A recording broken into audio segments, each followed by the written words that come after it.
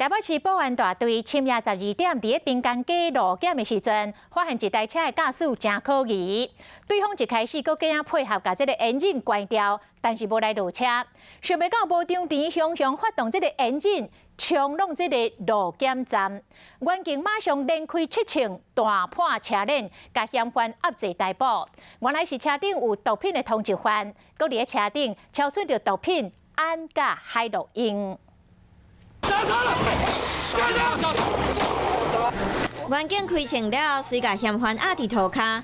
原来车驾驶是毒品人口，蓝色衫裤的王姓乘客是毒品通缉犯。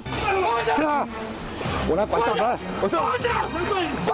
原来当时就伫台北市滨江街一台银色车有2个人，开车4个的查甫人载毒品通缉犯，拄到警方调查，想要逃走。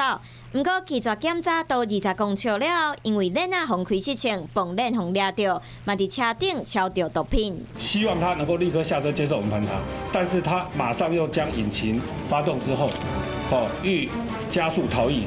嫌犯的车链互断甲绑链，2位嫌犯拢互抓起来，一声唔拿毒品罪，搁加食一条妨害公务，实在是罪加一等。